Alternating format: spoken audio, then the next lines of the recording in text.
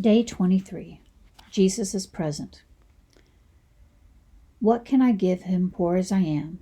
If I were a shepherd, I would bring him a lamb. If I were a wise man, I'd sure do my part. So what can I give him? I'll give him my heart. I'll give him my heart. One Christmas, before I was old enough to go to school, my mom took me into a store in the small town near our house.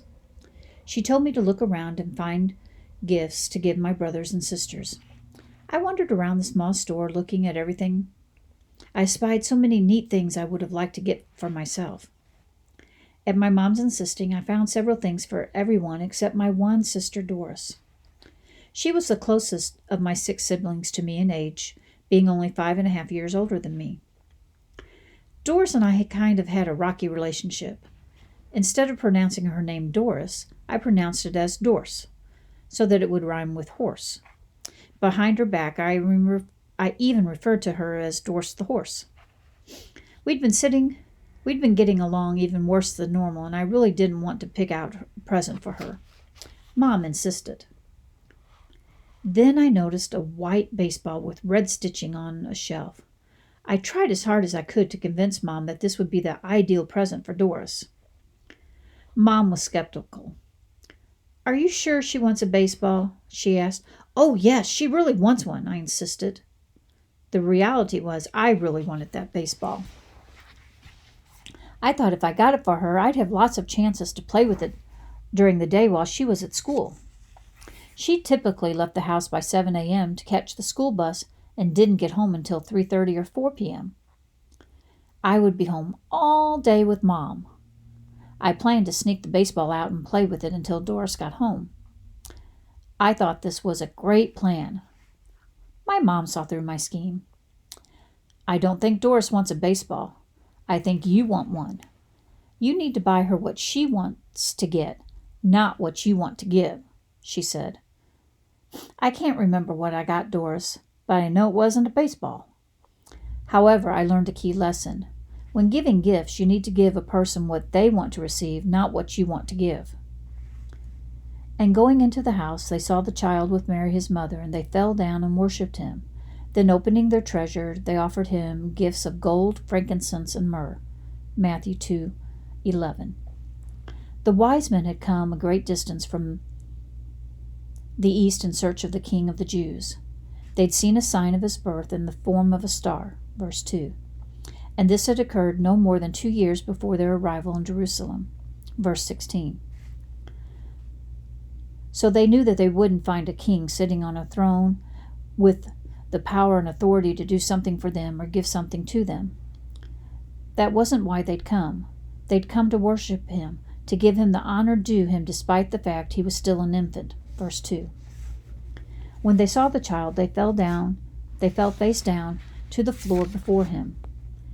This posture was taken in the East only by someone of lesser stature in the presence of someone of greater stature, such as a king or god. These wise men weren't kings, as some Christmas carols have made them out, but they were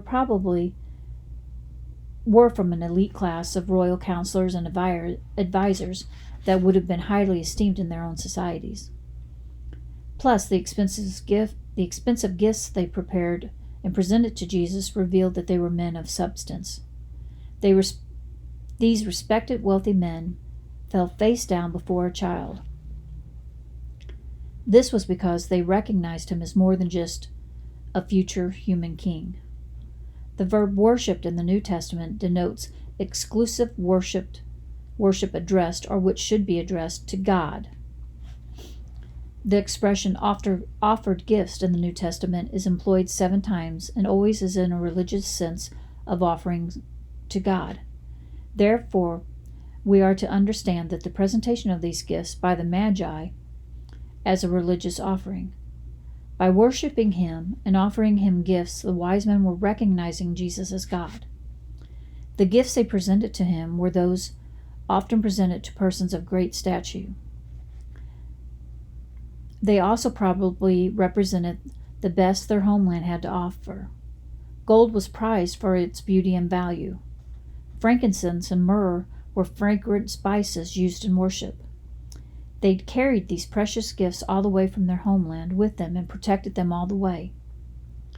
They went to all this trouble because they wanted to be able to physically express the adoration that filled their hearts.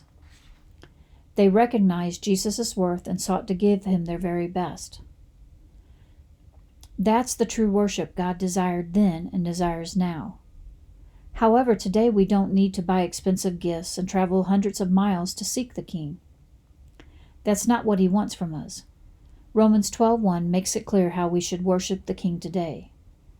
I appeal to you, therefore, brothers, by the mercies of God, to present your bodies as a living sacrifice, holy and acceptable to God, which is your spiritual worship.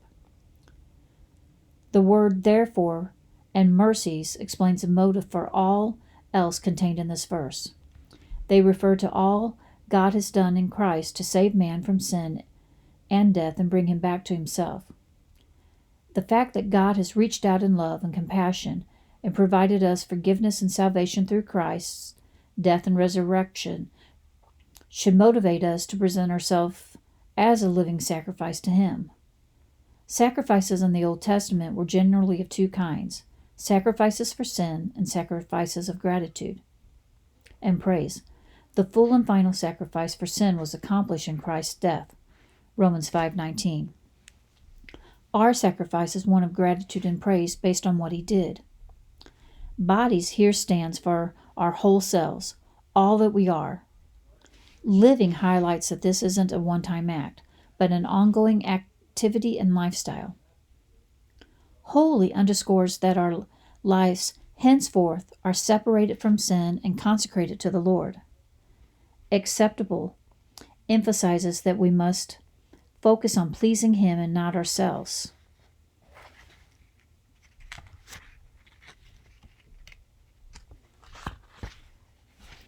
We fully and totally commit ourselves to living for him.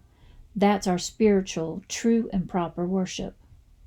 That's what the King wants from us this Christmas and every day throughout the coming year. However, some will try to substitute syrupy, shallow sentimentality or seasonal religiosity for this true worship. Then after the Christmas season ends, they'll pack up their worship of Jesus away with their Christmas decorations. That may be the present people want to give the King, but that isn't the present he wants. As you reflect on the question, so what can I give him? I hope you'll respond, I'll give him my heart. That's what he wants, and that's what he deserves.